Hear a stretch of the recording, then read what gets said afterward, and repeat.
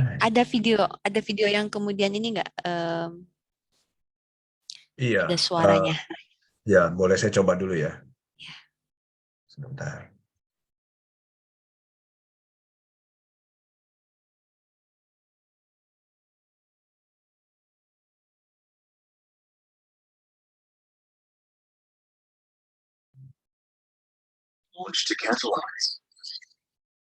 Apakah ada suaranya, Bu? Ada kedengeran. Alright.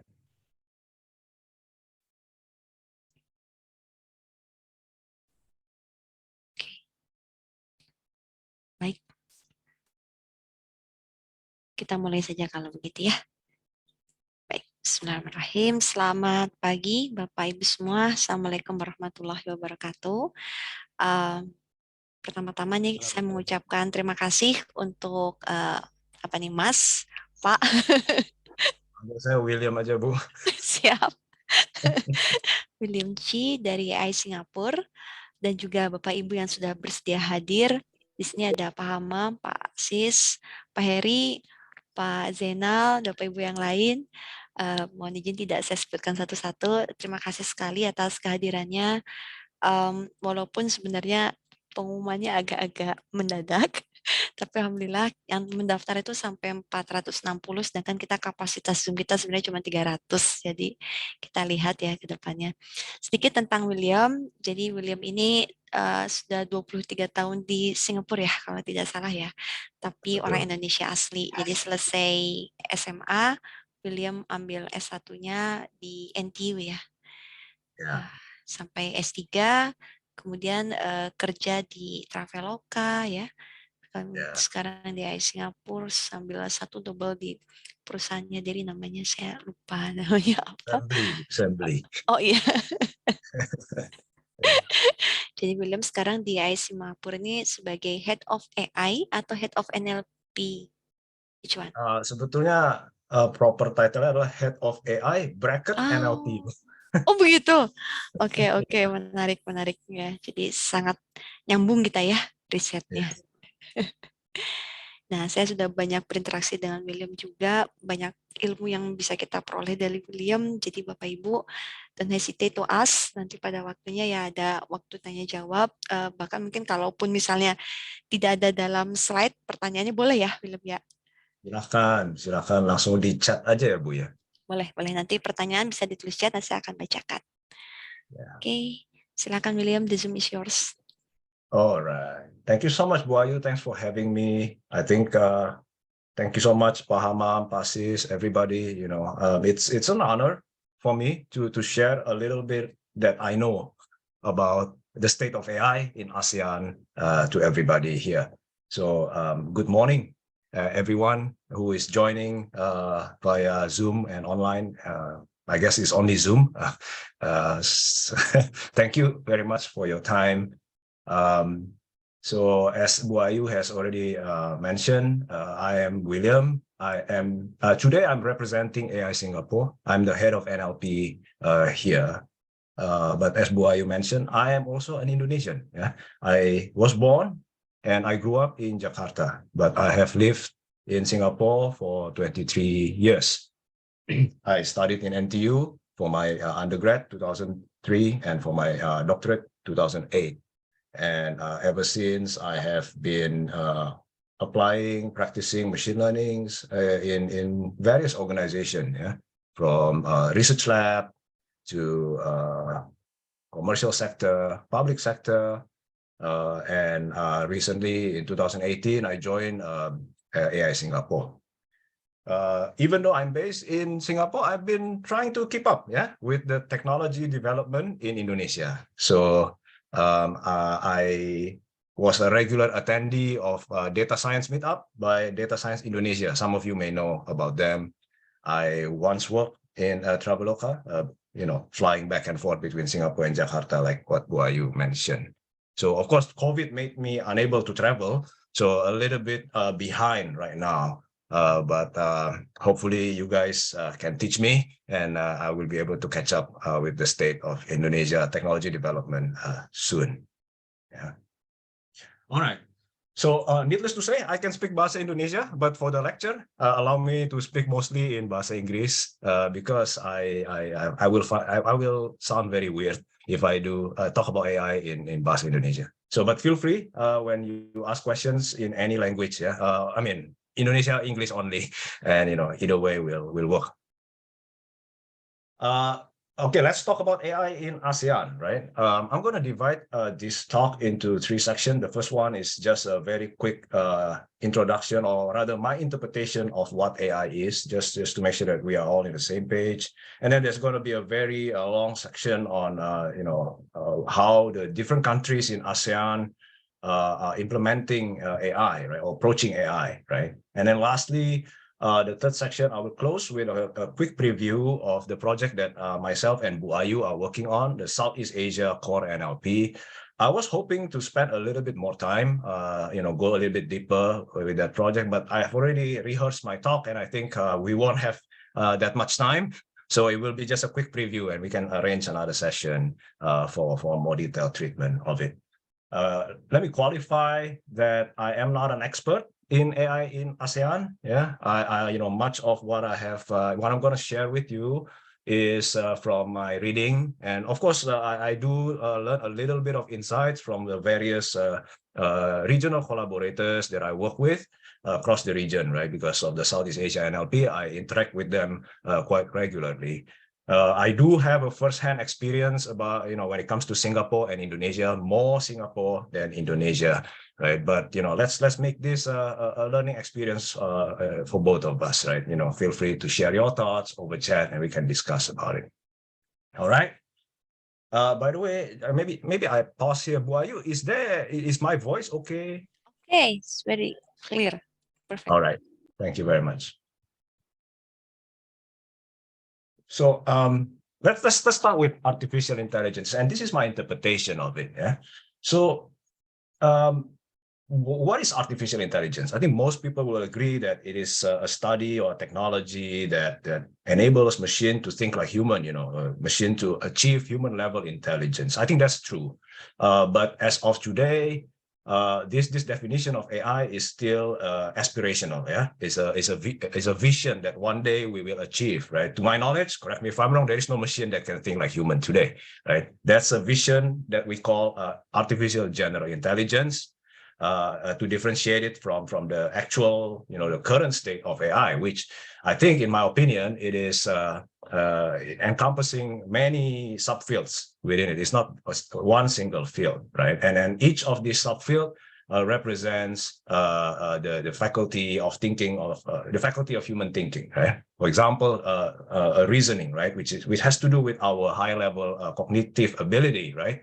That includes further subfields, right? Like for example, problem solving, which we can study under the field of search, right? If it is a simple state representation, but of course, when it becomes a little bit more structured state space, where there's a sequence of events, then the technique is no longer using search. We use planning. That's a different subfield, right? And then the machine needs to also internalize the environment that it's operating in, right? And has to come up with an internal representation. And the field that studies this is a knowledge representation. You might have heard the word ontology, so it's part of it, right? And then the machine is not operating in a deterministic situation. It has to make a decision in uncertain, with environment there's uncertainty, right? So the field that studies this is called decision making. There's a lot of Bayesian model being used there in the decision making, right? And in the simplest form, decision making is done by a single agent, but we will encounter a situation where there's an environment where there are multiple agents playing together, and the field that studies this is called multi-agent decision theory, and game theory is one of them. Right? Another faculty of human thinking is perceiving or sensing the environment, right? Trying to get all those signals and map it into the internal representation that we just described earlier, right? So if the signal that comes from the environment is in the form of visual world, and then that is the field that studies is called computer vision. If the signal comes in the form of audio speech, right, the field that studies it is speech recognition. If the field is sorry, if the signal is in the form of textual content and the field is natural language processing, right? That's what Pahamam, Buayu, myself have been spending a lot of time researching, right? Machine will not just process the environment and reason about it. It will take some action. And if the action involves the machine moving in a physical world, and then, the field that studies that is robotics. Yeah. One big faculty of human thinking is learning, right? I think a creature cannot be said to be intelligent if it cannot learn. Human learns by instruction. We have teachers, we have books, but machine learns from data, right? And a field that studies how machine learn from data is called machine learning. I think everybody knows about it, right? And of course, the most popular form of machine learning today is deep learning, which is based on deep neural network. Now, while the output of machine learning is to make sure that a machine can learn from data, there's a byproduct of it. As we learn from data, some insights can be drawn out of it, right? And that insights can help human make better decisions. And the field that studies this is data science. And when that decision is made, that insight is kind of presented in a business context. Typically, we call that field business analytics. Yeah. And finally, all this reasoning, learning can happen in a very complex environment with a lot of objective functions as well as constraints, and how to make the most optimal decision. The field that studies this is operations research. So to me, this is what artificial intelligence today is. It's a combination of many subfields. It's not just one single thing. And one day, hopefully, we will get to one single machine that can mimic human intelligence, the AGI vision. Now, I want to demonstrate a little bit the power of AI today. And I think just going back a couple of years, it's always very difficult for me to come up with a demo that show to people what AI can do. It's a demo, it's always available, but for most people to relate to it, a bit hard. Yeah. So, but today, with the advancement of AI, it's very easy to pick up a few demos, right? But I'm going to pick two demos. One about is DALL-E. The other one is GPT-3, right? Both of them are from OpenAI. So DALL-E is, basically the idea is that we give a text prompting or text instruction, and then it will generate for us automatically corresponding image. Like, for example, this image is actually generated by DALL-E, right? I prompted by saying artificial intelligence in Southeast Asia. It comes up with this. I think it's quite representative, not bad. In fact, I just came back from Jakarta, and a friend of mine who is a furniture business owner, right? One of the most low-tech classmates that I had. Yeah. He knows about DALL-E, right? Today, he actually uses DALL-E to inspire, to produce the first draft of the design of the furniture, right? And then, then of course, he has to bring in his creativity on top of that to complete his task, right? So it's amazing how AI has become very pervasive. Even someone like him is using AI, right? So if DALL-E 2 is multimodal in a sense that we're dealing with both modalities of image and text. The other powerful one that OpenAI has come up with is focusing strictly on text, which is GPT-3. Mind you, this is not the latest one. I think we have more, like OPT and Flanty5 out there, but GPT-3 is probably one of the famous ones. So let's see what it can do, right? I'm going to play a little bit with GPT-3. Let's see. Sorry, can you see the playground? Is it big enough? Ya, bisa. All right. Let's do some prompting. Yeah. What is artificial intelligence? Oh, by the way, you can always access GPT-3 API as well. I think they have the trial. So let's see what it says. And so on, right? Deals with questions. How to get computers that are capable of intelligent behavior. Great, right? Let's see. What are the subfields of AI? So actually, I could have just asked GPT-3 to present the first slide. Yeah, I didn't have to, so it can do it by itself. Yeah. So let's see. Are you an AI?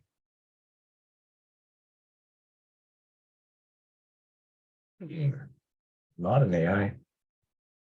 Are you sure?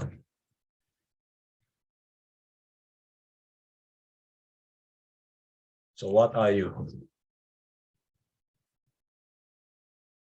Okay, so it can be a little bit over creative sometimes, you know, and we have to be careful. Of course, if some of you use it, we can play a little bit with the temperature so that it doesn't be too creative, right? But this is the power of today's natural language processing, and I, you know, in the startup that I'm working with, we use GPT-3 very much. Yeah. Okay. So with that, I think I will continue with the presentation. Now we move on to the next section, which is the AI in ASEAN, right? I think most of you are already aware of what AI is, right? ASEAN, right? It is a country of 10 different states in Southeast Asia. I think I read the news that maybe East Timor will join soon, right? So, but for now we have 10 states, from Indonesia being the biggest geographically, Singapore being the smallest in terms of area, right? And this is a very diverse region, linguistically, culturally, a very interesting region to live in, I think, for both of you and me. Yeah. It has 670 million people, more or less, quite a big market. I believe 270 million of them are in Indonesia, making it the biggest market. The second biggest probably Thailand, right? I'm not sure. GDP today is about, or rather the estimate for 2022, according to Wikipedia, is around 10 trillion. Yeah. Interesting thing is that when people think about ASEAN, right, they don't necessarily associate it with a place where AI can thrive. It's not a technological center in the world. Yeah, so people tend to associate it a little bit more with beautiful beaches, tourism, great food, right? I would say that that's a little bit oversimplifying. Actually, why don't we just spend some time look at some of the stuff that that our friend in Thailand has been building. This is from NECTEC, which is an organization, the government organization that focuses on R&D there, right? So I'm just going to go there. So I've already done automatic translation. Otherwise, it would have appeared in Thai language. So this is in English. I don't assume that any one of us can speak Thai, right? So they basically have this platform called AI for Thai, where they serve some APIs of AI, from machine translation to basic NLP processing and even face analytics, right? Available for people to use. I think for research mainly, but for business, I think they have some licensing deal at the back end. So let's try a little bit of what it can do, right? So I mean, let's not do the NLP, because that will require someone who knows Thai language. So let's do something that is okay. What about this visual computer vision, right? Who are you like in the industry, right? So I'm going to click on this, and let me upload my picture. Yeah. So let's see who it returns. All right. So I hope you see some resemblance, yeah, between me and this person. We don't know who he is actually, because this is in Thai, right? I guess it's a celebrity. I think he's handsome enough. I'm happy, right? So maybe we can translate, right? Let's see. Translate selection to English is Tin Sarawut Pamtong. I'm pretty sure he's one of the celebrities, yeah. So happy to be to be associated with such a handsome person right now. You can try yours. But this is on the fun side, but let's look at something that's a little bit more serious, right? So look at this, right? This is a technology that they built. I mean, Thai is very big in agriculture, right? In rice production, yeah. So it helps their farmers to basically take a picture of their rice plantation, right, with the smartphone, right? And basically then the smartphone can decide if there is a disease, what kind of disease and so on. I think the video will show you that, if you have the time, feel free to look at it. I think a lot of us will be able to relate to this, especially in Indonesia, how much this kind of thing can help with, farming, right? So not so much of a backwater then, huh? Actually, there are some development of AI in the region, right? I mean, we start with Thai, we will see more a little bit later, right? But there are some grounds for why people think that Southeast Asia probably is not the place. It's like an AI backwater, right? But hopefully we will be able to change that perception soon, right? And one of the grounds why people think about it is, this is a study by Kearney, I think. They look at the per capita investment of AI in the world, right? And you can see that US is the biggest, not surprisingly, Canada is actually pretty big. Singapore is somewhere there, up there. Singapore is part of Southeast Asia, so it's the only country that is double digit.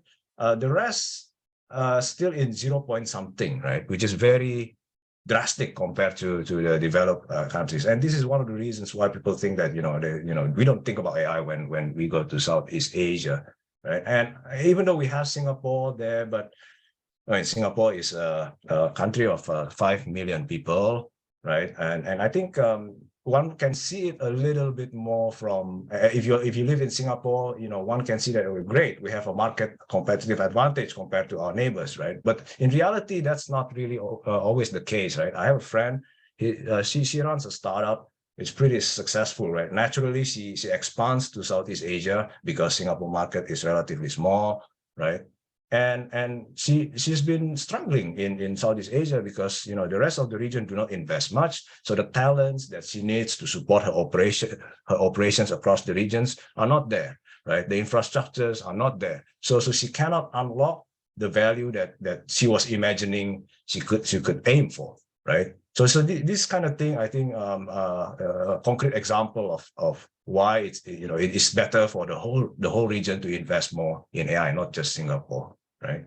And between the ASEAN nations themselves, I think, again, not surprisingly, we see in terms of AI readiness index, Singapore is leading. I think the rest are more or less equal. Malaysia, Indonesia, Thailand, Philippines, and so on, right? But what is interesting is that when we compare the dark bar here with the other bars, right? Like, for example, in Singapore, the dark bar is representing government. It's very obvious that the government is pushing the AI adoption very, very hard, right? Compared to the business and the customer and the consumers, right? I mean, me being part of AI Singapore, I can see this every day, right? That the Singapore government is pushing really, really hard, right? But interestingly, across the region, besides Singapore, the leader of AI adoption is actually the consumers themselves, right? Which is like a little bit more bottom up, right? I mean, there are many thinking surrounding this. Is it better to be top down or bottom up? I think both have their pros and cons, right? I think ideally we should be aiming for a little bit more balance between the different adopter segment, right? But what is concerning, of course, if we, I don't know whether this study is quite updated or not, but if we are still in this state, we look at the light blue color, which is the business, they are really behind, right, in terms of AI readiness. And this is worrying, right? This is something that needs to be fixed. The potential of AI in the region, according to the study, is that it is about 10 to 18%. So we remember that the GDP of ASEAN in total is 10 trillion, right, from the previous slides. So 10 to 18%, I think we can roughly get the figure, right? Of course, some countries are a little bit higher than the others. Like, for example, Singapore I mean, there are many factors why it's higher, right? But one of the things is, of course, Singapore is a small country, and automation is needed, right? So they can unlock far more values from AI, right? Whereas countries that are a little bit more labor intensive may not have the same kind of value add, but it's still going to be value add in the end. And I'm sure there will be other business values from things that we haven't even seen before, right? When we start adopting AI. So this figure may not be very, very representative. Regardless, everybody will benefit from AI. There will be 12% of a couple of in Indonesia is probably corresponding to 366 billion additional GDP. That's really high, right? So even for Brunei, Cambodia, Laos, and Myanmar, 10%, the lowest, right, is still 41 billion. So it's very useful. Looking at numbers sometimes can be a little bit too abstract, but of course, this is according to McKinsey, right? It shows a little bit more examples of how it's going to be when AI is being adopted widely, right? Like, for example, financial inclusion will become better, right? So I think there are people in the region that are quite unbankable. Doesn't mean that they are always high risk, right? But access to credit is very hard for them. So with AI, we can extend a little bit more, so people can do a little bit more business to credits, right? I actually have a project right now in Singapore where we try to calculate credit score, not by conventional KYC, information, but by other form of data, a secondary form of data sets, right? So if this works, then more people will have, people that should actually have access to credit will benefit, right? And the whole economy will benefit. And of course, in areas that are a little bit more social, a little bit more for common good, like healthcare and education, very, very important, right? I think we've seen in the time of COVID, right? Remote healthcare, remote education are very are needed, right? Maybe not for countries like Singapore, but countries as big as Indonesia or the Philippines, this will be really helpful. We are doing some kind of it during the time of COVID, but of course, if we empower it with AI, there will be personalization, the quality will be better, right? So these are some more concrete examples of how AI will change people's life. All right. Maybe I pause. Feel free. If there's any question, just put it on the chat, or just interrupt me anytime. Yeah. So I want to, now we've been looking at the AI as in ASEAN as a whole. Let's look at individual country, right? And I think the easiest way to look at it is by visiting their AI strategies, national AI strategies. OECD.ai is a place where you can click and you will find all the various, I think, they're pretty dynamic. There's dashboard about what countries have been implementing when it comes to AI. They publish the national AI strategies there as well, right? And this is as the world as of 2021, so a little bit outdated, right? So I think the light blue indicates that there is already national AI strategies in that country, right? So I think back then, Thailand, for example, didn't have one, but right now, of course, they have. So by right, if it is updated, it should be light blue here. And when you see this, I think pretty much all of Southeast Asia today, the major ones, they have it, right? They have national AI strategy. Now let's begin with of course, Indonesia. And some people that are very responsible for the shaping of this national AI strategies are here, Bu Ayu, Pak Amam, and maybe others, right? So what is interesting about Indonesia national AI strategy? Okay, by the way, this was published in 2020. I think back then it was drafted by BPPT, if I'm not wrong. I think Pak Hamam was leading it. Of course, now BPPT is part of BRIN. So I think in a way it's part of BRIN now, right? And what is interesting to me about Indonesian national AI strategy is that it's kind of being tagged with the bigger vision of Visi Indonesia Emas 2045, which is the target of this national strategy. And the aim is really to, hopefully by then, and I'm really hoping 2045, Indonesia will be a developed country, right? And one of the target is what they say, one of the value of this vision is the pembangunan manusia dan penguasaan iptek, right? Which, come on, if we talk about iptek in the current situation, AI needs to be there, right? So I think if we tag this national AI strategy with that vision, that's really great, right? Because it's very aligned. There's going to be a lot of investment in it. There's going to be a lot of attention being put, and people will put resources there as well, right? So increasing the chance of whatever is being planned there is going to happen, right? And the other contextual information that I thought is interesting is, of course, we know about IKN, right? That we want to move to the new capital. I think that opens up a lot of new opportunity to build the city in a smart city way. It's going to be implementing a lot of AI technology there. I think it's probably easier. I know you can contest me. It's probably easier than building it from building it on top of an existing city, right? So in a way, probably that shapes some of the thinking around the national AI strategy. We see smart cities and mobility being one of the key sectors.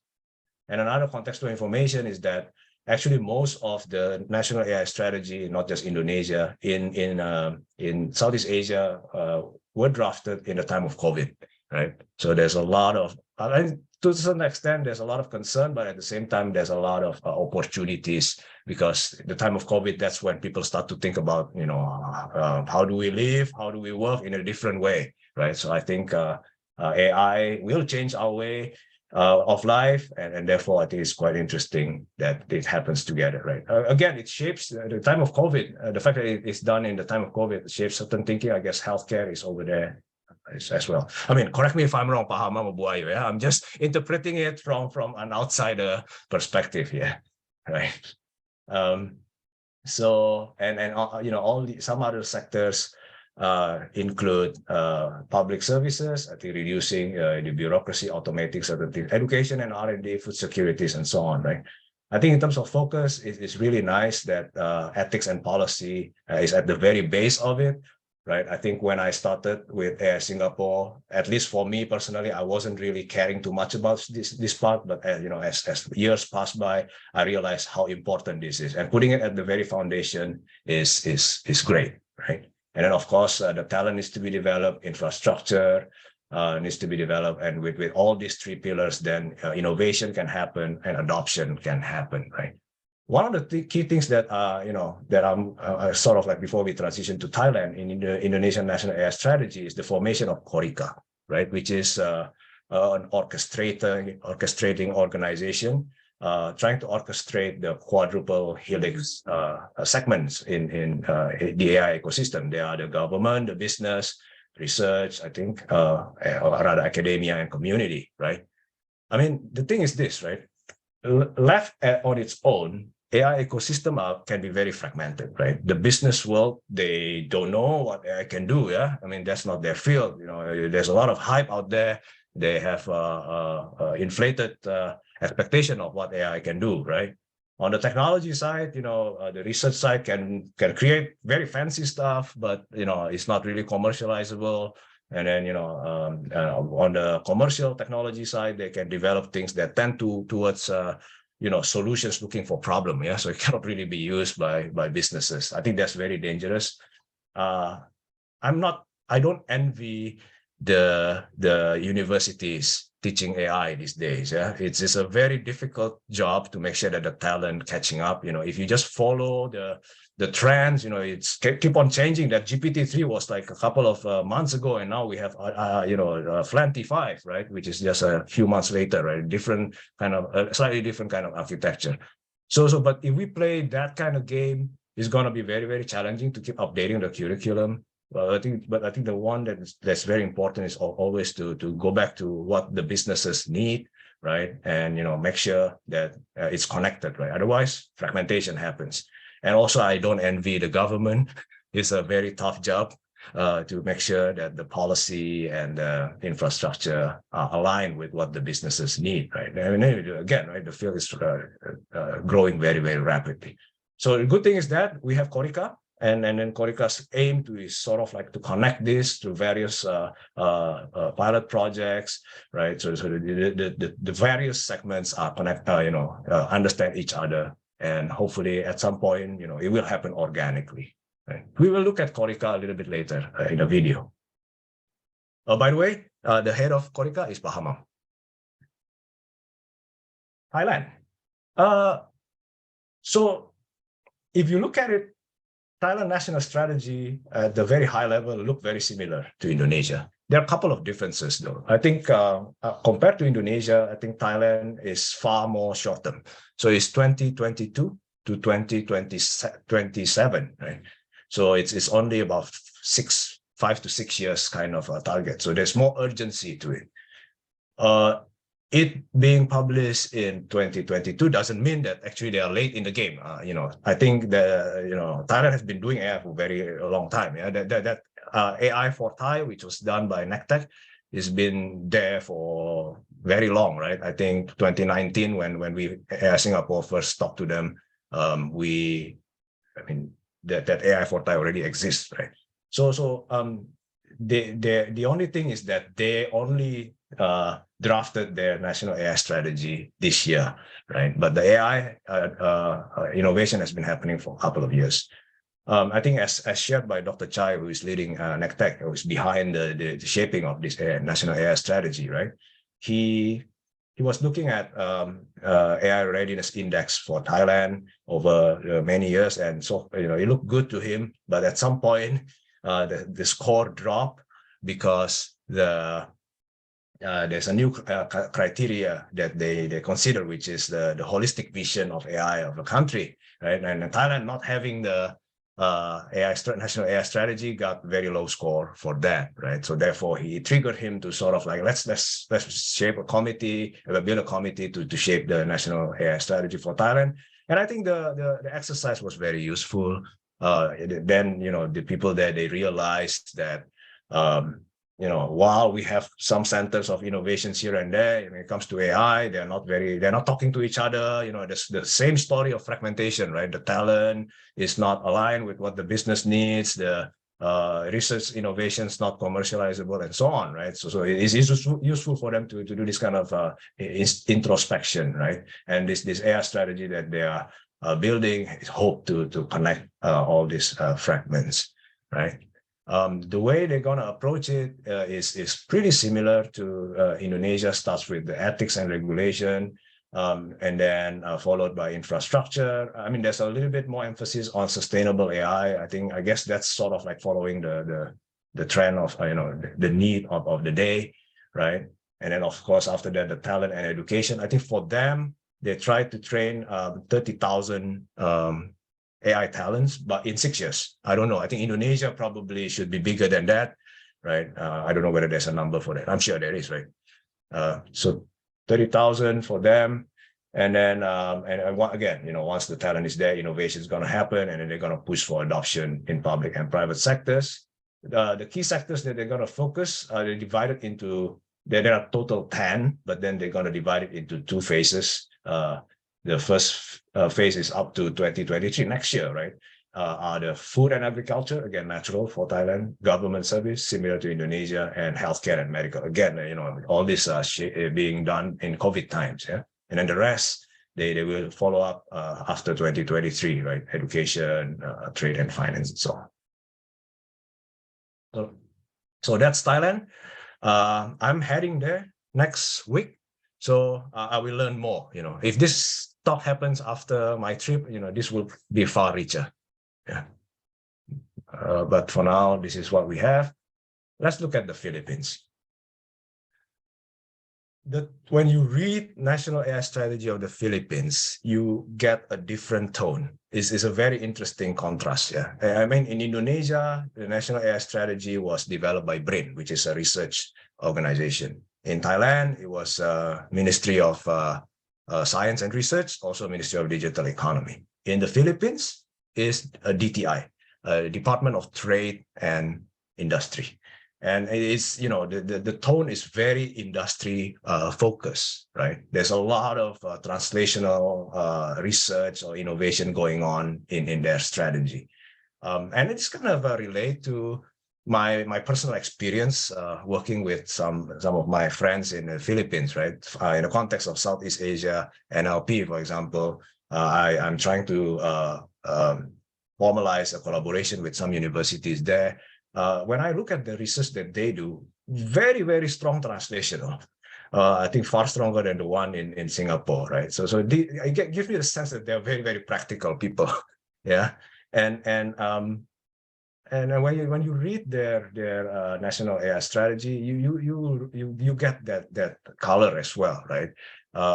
Very practical concern about whether workers going to be replaced or not. Whether the national AI strategy, when it's being implemented, will it attract top companies to set up shop in the Philippines so that jobs are created, right?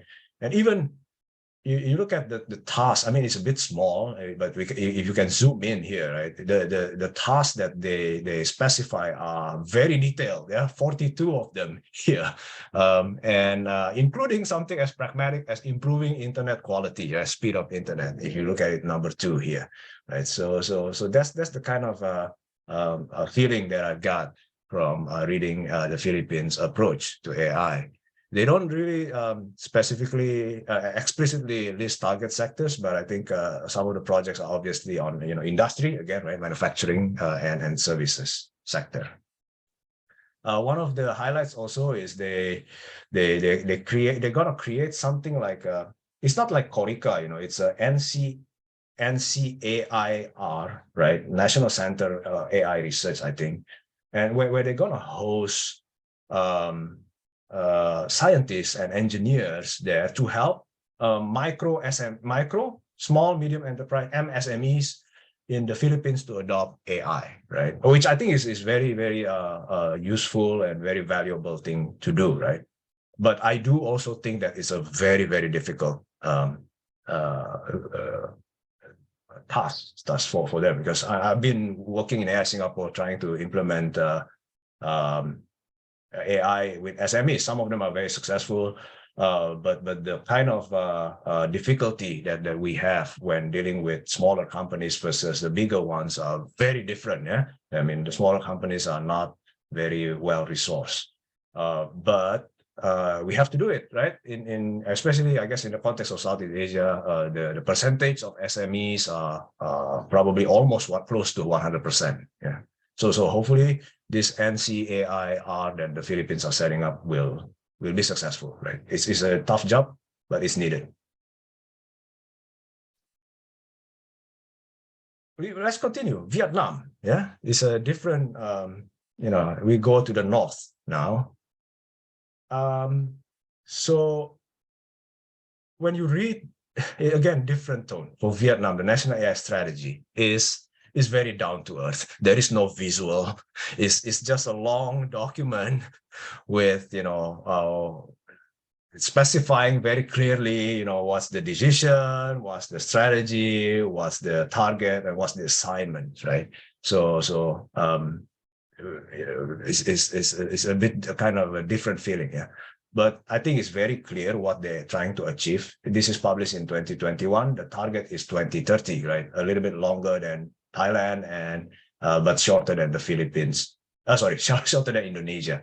When I read the national strategy of Vietnam, I got two. I learned about two things, right? Number one is that they are. I think the government over there will be very much involved, all the way from when you look at the assignments towards the end of the document, right? The assignment from Ministry of Science all the way to Ministry of Justice, they all have their own projects to promote the adoption of AI in both the public sector and the private sectors, right? So it's just the spectrum of the government that are involved.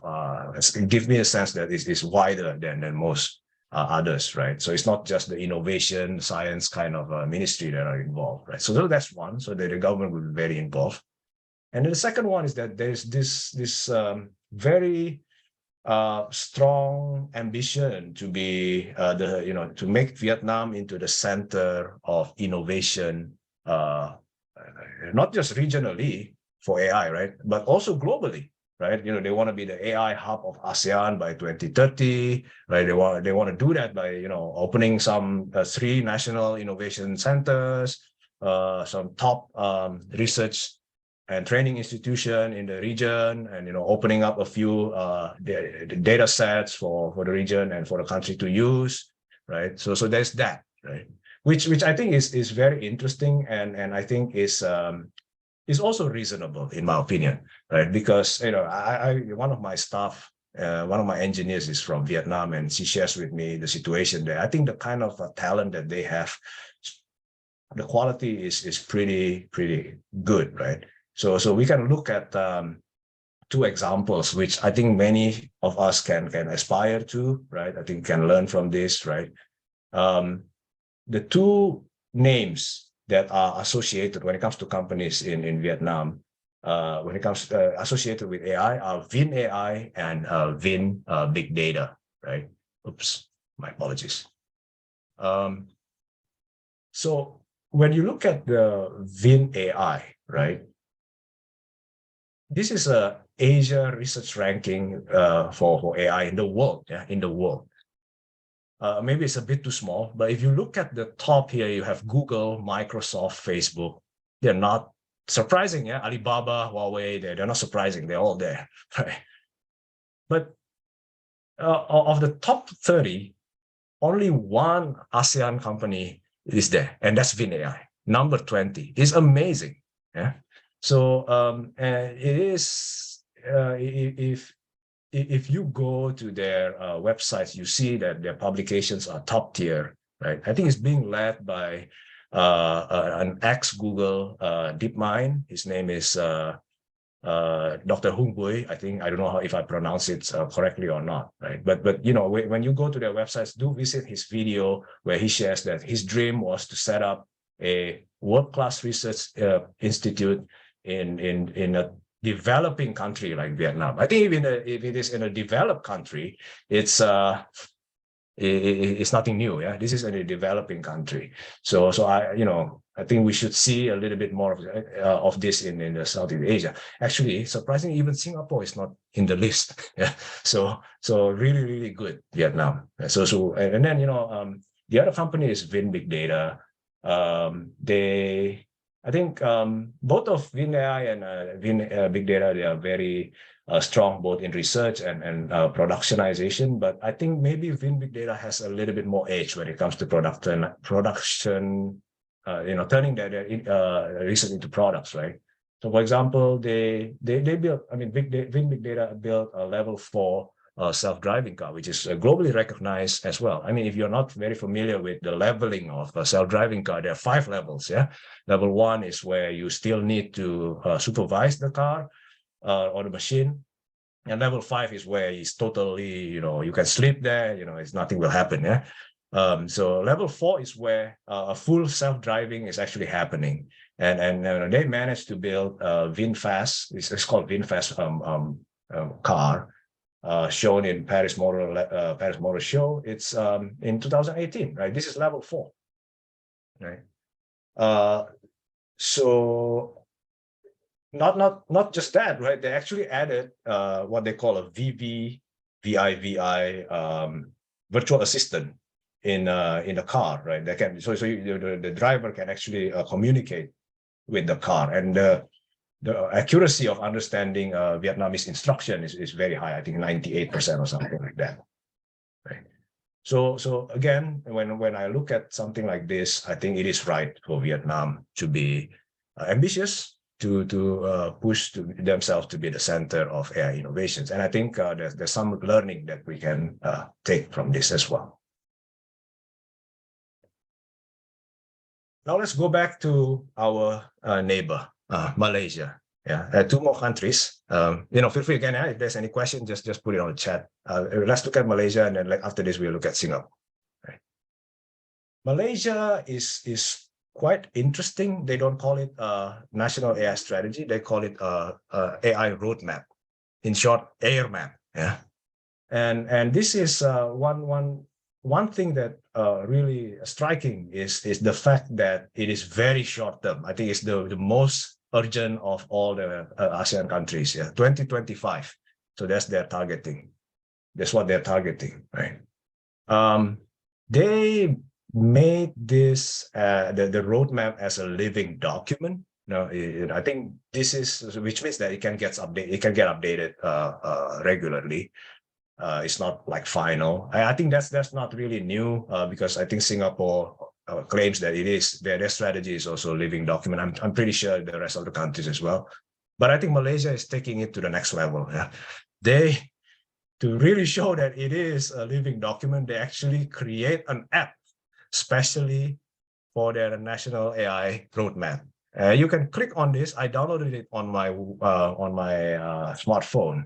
Right inside it, you have updated contents regularly about the roadmap. There's even an augmented reality (AR), augmented reality interactions that you can interact with, to understand a little bit more about their roadmap, right? So-called roadmap, right? So really to showcase that this is a real living document, they go to that extent, right? The way they design it, the way, apologies, the way they design their national AI strategy is quite data driven. I'm sure Indonesia, everybody is doing it that way as well, but theirs is pretty explicit. Yeah, they actually conducted a survey, and you look at their roadmap. There's a lot of numbers that they use to decide what should be the focus areas and what should be the key sectors and so on. I know in national AI strategy for Indonesia, we did there's one section on the SWOT analysis, right? So similar to that, but I think Malaysia did some survey with a lot of quantitative insights that they put into the thinking. Yeah. One of the things that they learned from their survey is that Malaysia is okay when it comes to adopting AI. I think the people there are pretty comfortable. They don't worry that job will be replaced and so on. They understand that that's not going to be the only case scenario in the future. But the problems that they face is a little bit more infrastructural. Like one is that the governance, the data governance is a problem, I think, which is why you can see that the focus here, number one, is AI governance, right? And they also found from their survey that the culture is not there. Yeah, people tend to be very risk averse. They don't really go and innovate on new things. So it's the cultural thing, and that's why you also see that in the focus area there's a cultural thing, AI. Yeah. So yeah, interesting. There's yes, Pak Arif, I will address after the slides. Okay, just give me a minute. So whoops.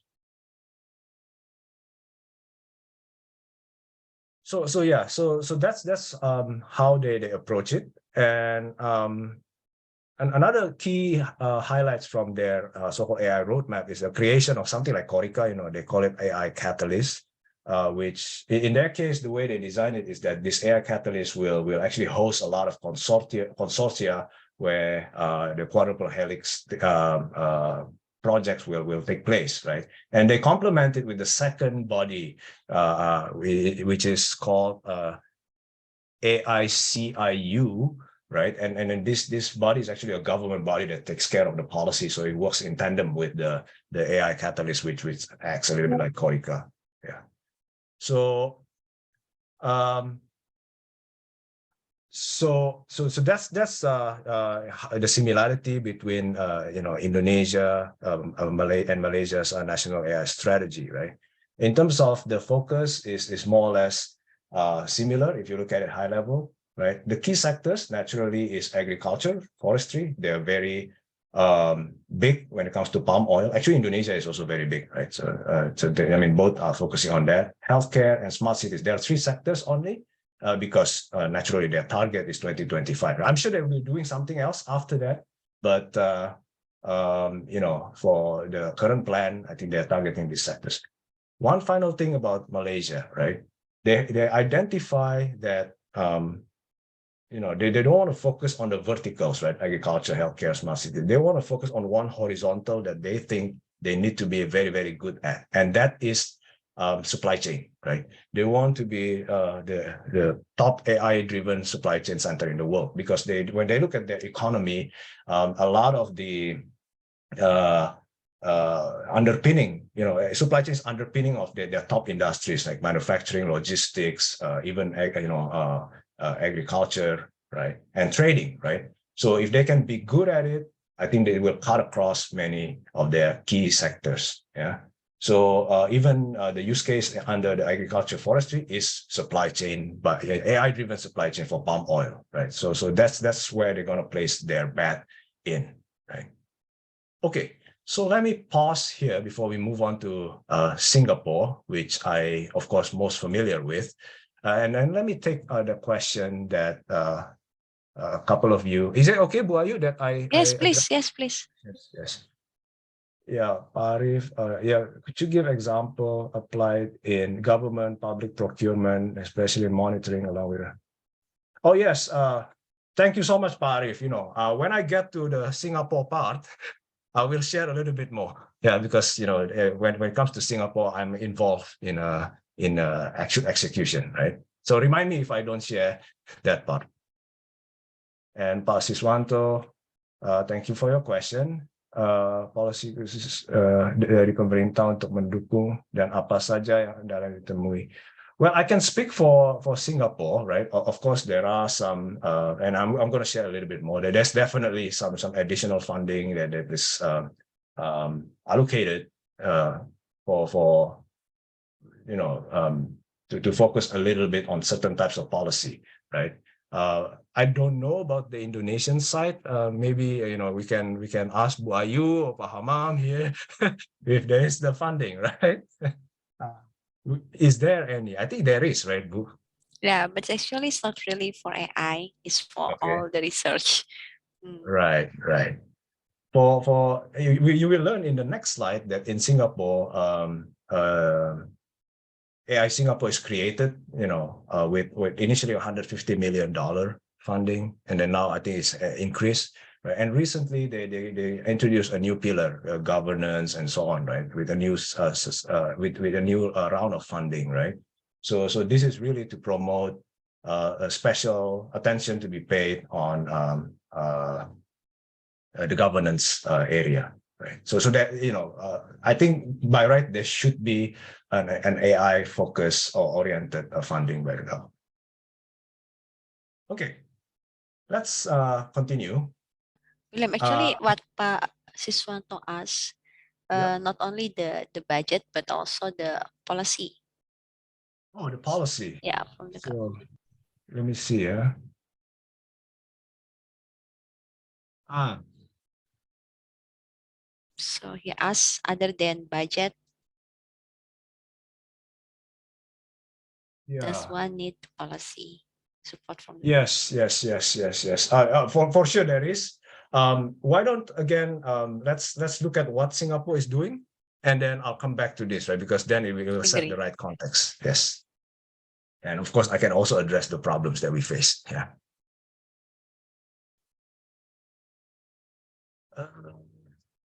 Okay, let me try if we can, if the audio will come out or not. Tell me, Bu Ayu, if the audio Singapore is Yes. okay. Okay. Okay. This is about AI Singapore, right? As we transition into looking at the national AI strategy in Singapore.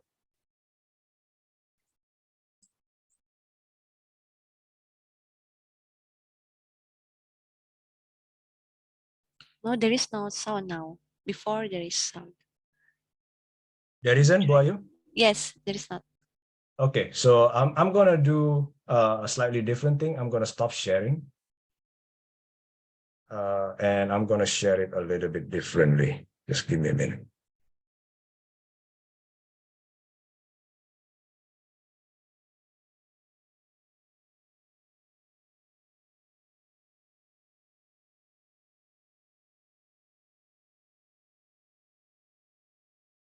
AI Singapore. How about now? Is there audio? Yes. All right, just give me a minute.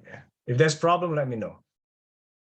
AI Singapore, a national program launched to catalyze, synergize, and boost Singapore's artificial intelligence capabilities. AI Singapore vision is to put Singapore in the world map for AI technology. It will actually make our company in Singapore more competitive globally. It will improve the life of Singaporeans by empowering them with AI tools and techniques. We expect to see many startup companies. They'll create meaningful and interesting jobs for many Singaporeans in Singapore.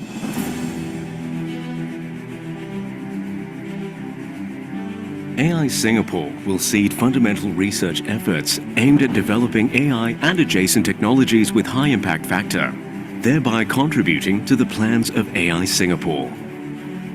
We will launch and support annual grants that call for bold ideas and innovative approaches in areas such as robustness and explainability of AI, learning from small and multimodal data, abstraction and generalization, and AI with sense-making, hypothesis generation, design and creative capabilities. Multidisciplinary research teams will be supported to tackle AI grand challenges, which have significant social and economic impacts on Singapore and the world. Aligned with Singapore's Smart Nation plans, a set of AI grand challenges in health, urban solutions, and finance are formulated jointly by researchers, domain experts, policymakers, and thought leaders. A grand challenge is impactful, bringing great benefits to many people. Inspiring, as it will be highly transformative and enlightening to attract top minds and change agents to work together. And measurable, clearly demonstrating breakthroughs and quantifiable success. AI innovation is a strategic thrust that aims to broaden the use and adoption of artificial intelligence in Singapore. In its 100 Experiments program, companies with a significant industry problem will be matched with AI researchers in Singapore to work on their problem statement. AI Singapore will co-fund up to $250,000 to work on the project. The company is then expected to contribute 1:1 in cash and in kind. Our target is to reach a minimum viable product status within 9 to 18 months. Throughout the 5-year program, we will groom our local talents for the future workforce. AI Singapore has introduced a 9-month, full-time AI apprenticeship program, which consists of a hybrid of classroom and online training. And through the 100 Experiments program, the apprentices will also get on-the-job training by working on a real-world AI problem, guided by AI Singapore's mentors and 100 researchers. By powering Singapore's efforts in developing deep national capabilities in artificial intelligence, our aim is to create economic and societal impacts, turning Singapore into a world leader in the field of AI.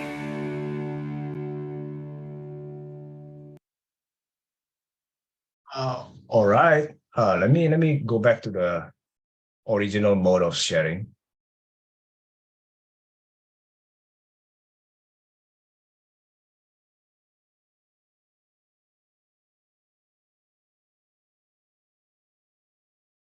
Can you hear me? Yes. All right. Was the audio okay earlier? Yes, it's okay. Yeah. So for information, I'm part of AI Singapore. I think now that you learn about it, I was in that 100 Experiments team. Yeah. So I was dealing with a lot of the industry, and I was also one of the apprentice mentors. I mean, you probably spot me in one of the clips, but it was like 0.5 seconds. Yeah. So let's talk a little bit about the national AI strategy of Singapore, right? So let me explain a little bit the context, right? So Singapore published the national AI strategy a little bit early into 2019, right? It's probably the earliest in Southeast Asia, right? Prior to COVID. Not sure whether things need to be updated or not. Anyway, this is a living document, so if they want to update it, they can. But the journey actually started much earlier. In 2016, Singapore government set up a smart nation and digital office, right? Digital government office, SNDGO, right? Which the goal is really to transform Singapore into a digital economy, digital government, and so on, right? Digital community, right? And then one of the initiatives that this SNDGO organization came up with a year after its own formation is AI Singapore, right? In 2017, AI Singapore was announced. The initial funding was 150 million. The idea is really to catalyze the growth of AI ecosystem across the nation, right? You have seen some of the programs are designed for that, and they pump in some money to do that. But because the nature of it is to as a catalyst, right? It's not meant to be there forever. So if it is meant to be there forever, it's failing, yeah, in catalyzing the creation of the ecosystem. So initially the funding was meant for 5 years, but I think it's already extended to more than 5 years now, right? And additional funding was given. But because of that, AI Singapore is not a permanent entity. It's actually a program office park under National University of Singapore. I am actually legally an NUS staff, right? Even though I'm working for AI Singapore. Now, but the Singapore government didn't have to wait for 5 years before they actually announced the national AI strategy, right? It actually just in the next 1 or 2 years, they learned enough from the operation of AI Singapore that they came up with this strategy, right? I think the important thing about Singapore national AI strategy is this, right? The key pillar is that it learns that Singapore is a small country. It cannot compete with the US or with China, even with Indonesia in terms of size in the region, right? So, but it's trying to turn its smallness into strength, right? So it tries to position itself as the place to do test bedding of AI, right? Because it's small, it's well governed. Big companies can come to Singapore and actually do experiments and test bedding, right? Before they actually finally, if it works, then implement it in their own country, right?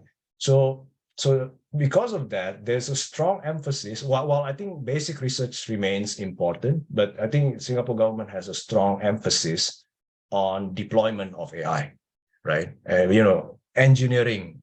Because that's what test bedding and experimentation will need, right? So most of the effort and the funding is to make the AI deployment very, very strong in Singapore, right? In terms of key sectors, I think it's naturally aligned with their source of income, right? Logistics. I think Singapore is one of the busiest spots in the world, naturally. Public sectors, I think Singapore prides itself to have a very efficient government. They want to make it even more with AI, right? Healthcare, education, I think we all know that they're pretty reputable there. In fact, I think one of the national AI project in education is being piloted now. I think in some secondary school is probably like SMP, or I don't know whether it's called SMP still in Indonesia.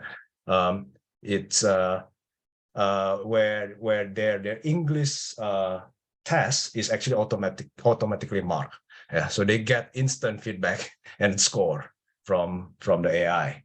And of course, border clearance is because Singapore is a hub for businesses as well as tourism. Yeah. In terms of focus, I think more or less the same like the rest of the countries, but I just want to highlight this progressive and trusted environment. Strong emphasis on that because of that test bedding, right?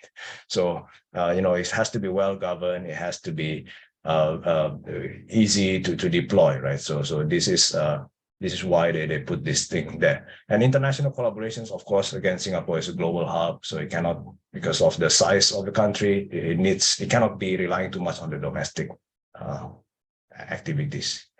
So that's national AI strategy of all the ASEAN, major ASEAN countries, right? I'm going to come back to the questions a little bit later, but let me just close it up with, let's zoom out a little bit and look at some of the use cases. the opportunity and the problems with at the regional level, right, in adopting AI. Again, according to the study, right, some of the high impact use cases so far has been very centralized on marketing and supply chain, right? 70% of the values. The rest, not yet, right? I think this is also aligned with what I experienced in AI Singapore, because I was part of the 100 experiments, so we talked to a lot of industry here, right? We don't get a lot of marketing and sales for some reasons, but I think all of you, including myself, we experience, we use Bukalapak, Tokopedia, Lazada, all this comes with recommendation engine, right? So we experience that. So naturally, it's one of those at the top, right? But in 100 experiments, yes, there are a lot of predictive maintenance. There are a lot of inventory optimization projects being done right now, right? But actually, we have some other projects too. Like, for example, I mentioned earlier, there's a credit risk modeling. That one, we have it. Predictive defect detection, tons of it. There's a lot of them. And then predictive ticket management for IT, we have it too, right? So I think people are already trying to unlock values from these various use cases. Agree that probably right now is too centralized on these two. And hopefully, as the nations in ASEAN are implementing their national AI strategies, we will see it being diffused to all the other use cases. Now, let's talk about the challenges that the region face, right? Again, according to the study, number one is overstated concerns for talent gap. I think the talent gap is, if you go to any country, they will say that talent is a problem, right? We cannot find the right talent. The reason why they say it's overstated is because they think that over time, technology has become so advanced that it's actually easier for people to develop AI, and therefore, you don't really need like a PhD in nuclear physics to do this kind of thing, right? But on the other hand, I disagree, because while it's true that for those deep kind of skills, it's becoming easier, but the implementation, the ML ops, ML operations part of it remains a problem, right? Remains a big gap, because this kind of thing you cannot really learn in school. You need to experience it to actually be able to pick up the necessary skills, right? But I also agree with the study that there is still a talent gap when it comes to understanding of the talent's understanding of where to monetize, right? Actually, how do we deliver value from our AI, right? Again, similar to ML ops, this is something that you cannot really learn from school, which is why I think something like apprenticeship, internship, this needs to be promoted, yeah, because that's where you learn and close the talent gap. Fragmented and immature AI ecosystem. I think we've talked about it a lot, right? Let's hope that AI Singapore, Korika, AI Catalyst in Malaysia will do their job, right? And hopefully the fragmentation will be not as bad. Weak data governance and infrastructure. I don't know. I feel like at least for my personal experience, it's not as bad as last time. When we first started 100 experiments, we did encounter a lot of low quality data. But today, I think companies are aware that they need to be more disciplined when it comes to their data. The quality has improved, so it's not totally gone, but it's better, right? I hope the rest of the region will experience this kind of transition too. Number 4, regulations stifling AI development. This is very, very true. In 100 experiments, one of the challenges that we have is that we don't get that many finance and healthcare projects because the regulation is so tight. Data movement not really allowed. Yeah. So on one hand, of course it's necessary, but how do we actually relax it a little bit so that in the right way, so that we can perform some AI innovation through collaboration, right? So in AI Singapore, we have 2 initiatives to look into this. One is, if you heard that we have the AI research, AI technology, and AI innovation pillar, there's a 4th pillar recently, which is AI governance, right? This is led by Professor Simon Chatterton, who is happens to be the Dean of Faculty of Law of NUS. he is looking into this area. One of the areas that he's looking into is this. Hopefully we'll find the right balance between regulations and innovations, right? And the second thing that we try to approach this problem is by technology. We try to look at technology of federated learning, where data doesn't need to move, and then at the same time we can still build models together. Only the weights of the neural network needs to move, right?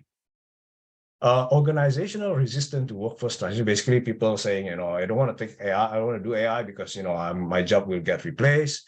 I think, again, at least from my personal experience, workforce are more accepting, right? I think most of the tasks that get removed by and replaced by AI are those the ones that nobody wants.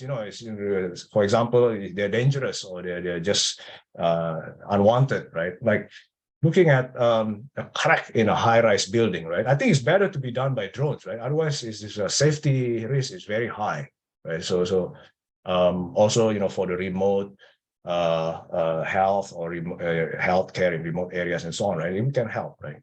I think the best use case of AI so far, what I've seen is that it's a combination of human and machine working together, right? So it's actually increasing productivity rather than replacing it.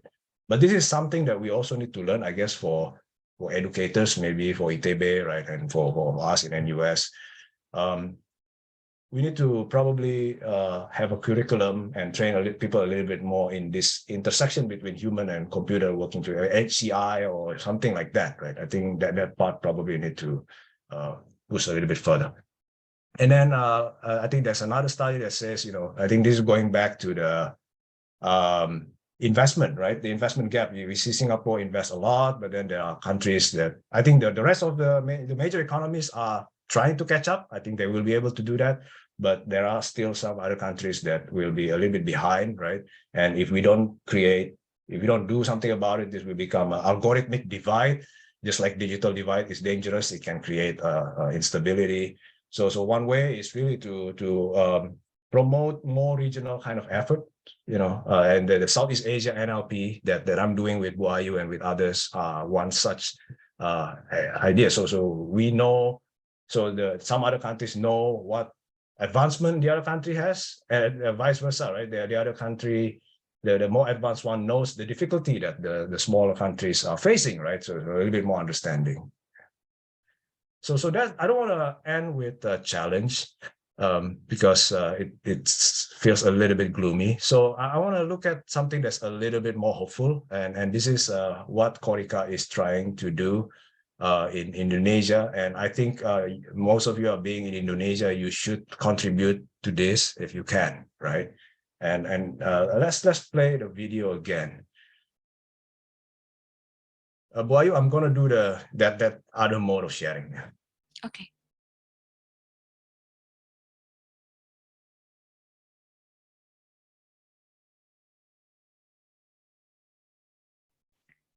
William, until what time you have the time today? About 1+, yeah. Let's see.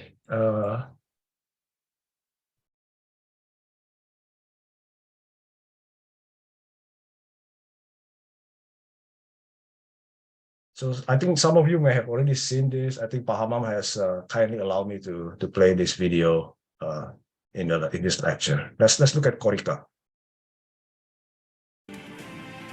Sorry, Buayu, is there sound? Yes, I can hear. Okay. I can hear.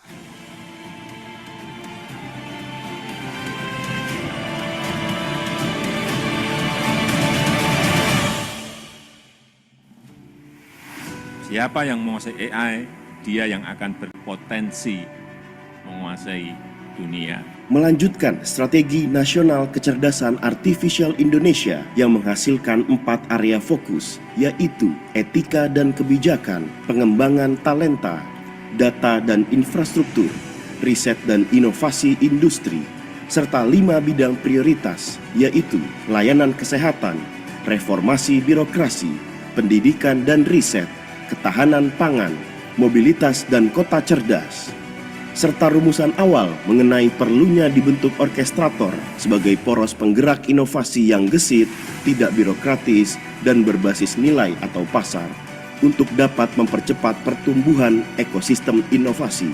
Berlandaskan hal tersebut, maka melalui pemikiran bersama dari komponen kuat Helix, yaitu pemerintah, industri, akademis, dan komunitas, dengan semangat bersinergi dan berkolaborasi untuk merealisasikan strategi nasional kecerdasan artifisial, maka dibentuklah KORIKA, Kolaborasi Riset dan Inovasi Industri Kecerdasan Artifisial, yang memiliki visi menjadi organisasi gesit dan terpercaya dalam mewujudkan ekosistem kolaborasi percepatan penerapan strategi nasional kecerdasan artifisial menuju visi Indonesia 2045 dan misi melaksanakan orkestrasi ekosistem Helix kecerdasan artifisial melalui model bisnis berbasis nilai dengan berlandaskan pada strategi nasional kecerdasan artifisial. Dijalankan dengan berlandaskan 7 prinsip utama, yaitu kolaborasi inklusif, profesional dan transparan, adaptif dan tangkas, independen, kompetisi sehat, keunggulan Indonesia berbasis penciptaan nilai.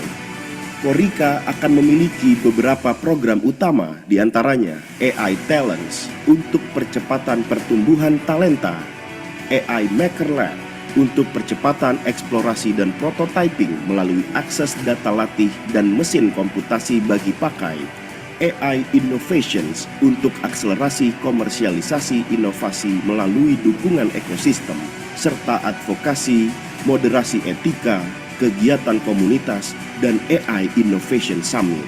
Mari berkontribusi dan berkolaborasi membangun keunggulan riset dan inovasi industri kecerdasan artifisial dari kita, untuk kita, oleh kita. KORIKA. Yeah, so I really think that this is a good opportunity for many of you, to participate in making the national AI strategy in Indonesia working. Yeah, so be part of the KORIKA in one way or another. Maybe I will stop share and then do the other sharing. Just one moment.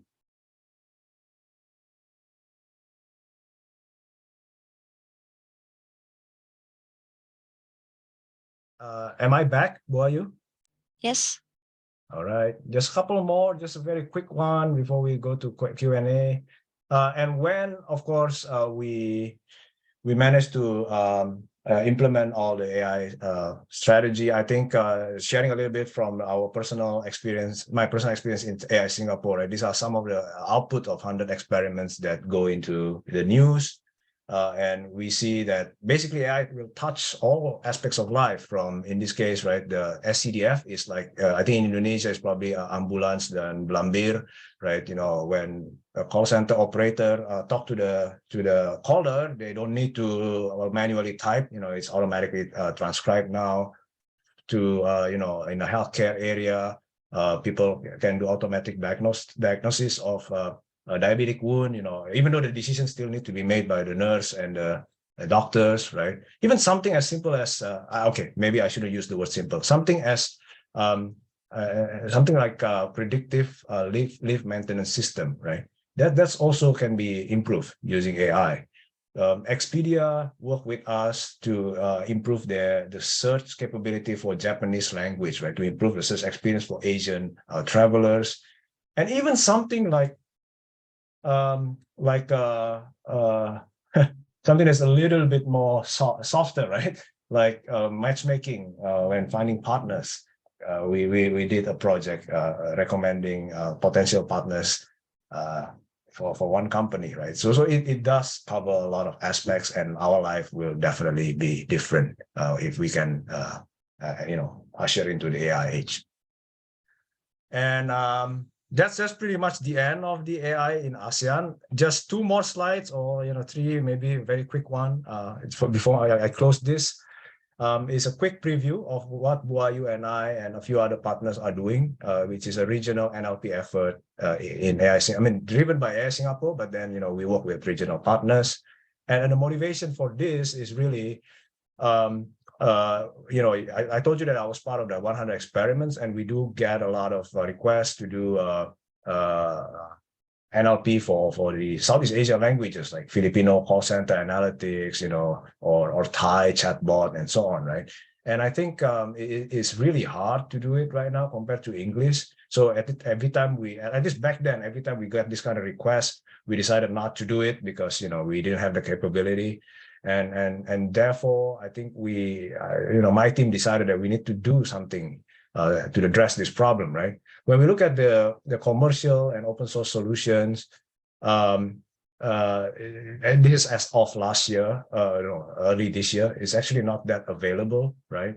And primarily is because the data for Southeast Asia languages is not that big compared to English, right? Of course, things will improve, right? But as of now, we don't really have a good solutions yet. There are NLP startups across the region like Prosa that Bu Ayu is leading, Kata.ai in Indonesia, and we saw Win Big Data. But yeah, I think in general, if we have another regional effort that promote something that's a little bit more for common good, development of resources together, all these all these startups will benefit. The people who wants to use the NLP for Southeast Asia region will also benefit, and that's what we are doing right now. We are still ongoing effort to build what we call C-Core NLP, Southeast Asia Core NLP. In Indonesia, we work with ITB. In Thailand, we work with Chulalongkorn and Vistek. In Vietnam, we work with VNU Hanoi, and in the Philippines, Ateneo de Manila. And even India, we have a friend there helping us for Tamil language as well, and Sri Lanka too, right? So this is still being cooked right now. And we learned from a prior regional effort, like UStar back then, where they tried to do a universal speech translation across the region, right? And a more recent one, Asian Language Tree Bank, which was actually led by Pahamam in Indonesia, and then by A-Star in Singapore, which is to build the constituency tree bank for Southeast Asia languages. We see that the project C-Core NLP that we are doing is following this trend, right? But focusing strongly on NLP resources, right? Coming soon. We will show it to you when it's ready. Yeah. So with that, thank you so much for all your attention. Sorry for taking a bit more time than is needed. And I'm open for questions now. Thank you very much, William. It's very interesting. So we still have time, right? So it's like 5 minutes to 12 in Indonesia now. Yes. Okay, so if there is some question from the audience, you can write it in the chat. So perhaps I will go first. Yeah. Actually, this sometimes, no, it's something that I want to ask you a long time ago about the AI readiness index. So if you see Indonesia is kind of like the lowest rank compared to other ASEAN country. So, I mean, do you have any suggestion? What should we do to make it better?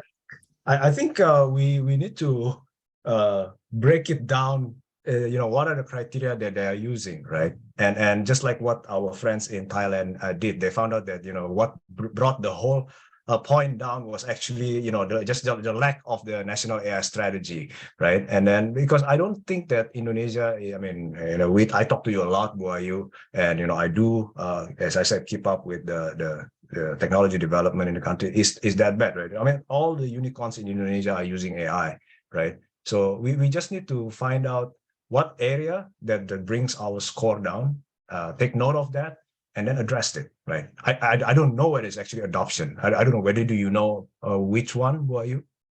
No, I just saw it in general level. So it is written the business one is, I think, the lowest score compared to the other. Yeah, so that kind of if that's the reason, right? And then I think I did talk to a few people, some of them, Bu Ayu, that there are two schools of thoughts here. One is that the Singapore way, right, where we are in a way catalyze, we inject a little bit of funding to promote adoption, using something like 100 experiments, right? But some people think that it's a little bit artificial to do it that way. It's not very organic. There's no guarantee that after you stop the funding, the business will continue adopting it or not, right? something organic is better. I think somebody wise from Indonesia told me that, a better way is probably to just disrupt the market, right? Make it painful for people who are not wanting to adopt this thing, and they will move, and that one will be long lasting, right? So, but that would mean that we need more disruptive startup in the country. Yeah, the way I said, I mean, uh, we already built like process like about 4 years. I don't think Yeah. many people understand what the usage of AI for the industry. I mean, they don't understand that it is beneficial. I mean, they can cut the cost and everything. So Yeah. I think even the business in Indonesia still doesn't have this kind of awareness, including governments Yeah. actually. So true, and we did experience that again in in the early days of the 100 experiments. We found that most people couldn't appreciate it, but it helps that over time our portfolio of projects grew. Right, people see success stories and they know where the value is being unlocked. Right, but indeed, AI Singapore put extra effort to actually educate. Running programs like AI for everyone, AI for business, just simply to increase the awareness of the business sides, but it has to be, a very effortful kind of track there. Okay, William. There's a question here from Yes. Azena. Azena, are you there? So I think Buayu can chip in here, but of course we need, if the data is there, then we should use whatever data we have, right?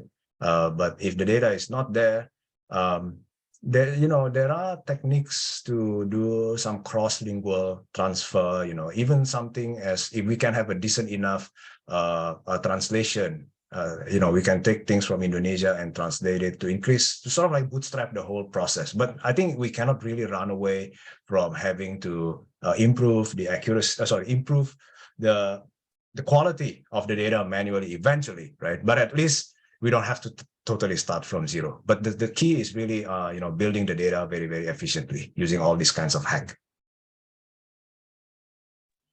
I couldn't agree more, Liam. Yeah. Yes. Okay. Is there any more questions from the audience? I'm not sure if I have addressed the previous questions though, or do we still have time actually? The previous one. Which one? The from Pak Siswanto? Yes. It's about the problems. I think you already mentioned several. Right. And there's another one here from Mr. Rifki. Thank you, Pak Rifki. Yeah, Oh, sorry you for. don't have the Yeah. question. I thought you have a question like Indonesian mental revolution. I thought this kind Yeah. of question is Yeah. is Just want Indonesia. to apologize that probably is a bit of information overload today. Please bear with me. Actually, this is very interesting, because before I know this AI readiness index among country in ASEAN, I felt that okay, we have already done many things, we've built many things, we've done research from long time ago. Yeah. But then when we were compared to other country, then like I think like we are in the bottom or the second from the bottom. So it's kind of make me surprised. Then what should we do to make it, better in the future? So, like, I Let think, me also make it my homework, Buayu. Let me have a look at exactly what brings the score down, and I'll message you what I think we can probably try to do. Yeah. yeah. So sometimes the strategy that the action that already being done, either by the government or by us, the university, sometimes it's not the optimal one. I'm not sure whether like this kind of AI talk ITB already conduct this AI talk like once in a month, but and then we put it in the YouTube. So the idea is like I said before is to make the awareness about what AI can do in your daily life and everything. But uh, in my experience with the industry, I couldn't see that this kind of efforts really impactful. So I think we need to come up with something that that really can have big impact for the development of AI, because like you said before, actually AI can make life easier. It doesn't really replace human, right? So it makes the work easier for humans, something that you have to work like in days, you can do it in hours. Yeah. So that kind of things, I'm not sure whether people Yeah. understand. I think going deep into use cases, but the problem, of course, is that sometimes use cases can be quite sensitive. We cannot share it openly, right? But I think going deep into use cases through a forum like this, and it's really pinpointing, this is the place where the value gets unlocked, right? And maybe will inspire other similar companies to explore more. Yeah. Thank you, William. So Fin AI is really inspiring. The 20th rank in the research, right? Yeah. 88 publication. Oh, I'm not sure. I mean, industry in Indonesia, we are still thinking about how to how to survive. So if you want to make a research and publication and so on, it's Yeah. really difficult actually. Yeah. I think that's. Imagine if we have Win AI like a company in Indonesia and a few other countries. I think this region will be very, very strong. Yeah, you're right. It's another homework. Thank you very much, William. Thank So you. if there is no other questions from the audience, thank you very much for your coming. Thank you a lot, William, for sharing with us. My Do you have pleasure. any closing statement or something? No, I'm just would like to again say I'm very honored to be able to share what I've learned with you. It's been a good experience, and I hope to hopefully one day can meet you physically in Indonesia, and we have more interactions to continue thinking about how to improve AI in this region. Thank you. Thank you so much. Then that's all for today. Thank you all for coming. Then I will close the session of our talk. See you next month. Thank you all. Thank you, boy. Thank you, Thank you, everybody. William.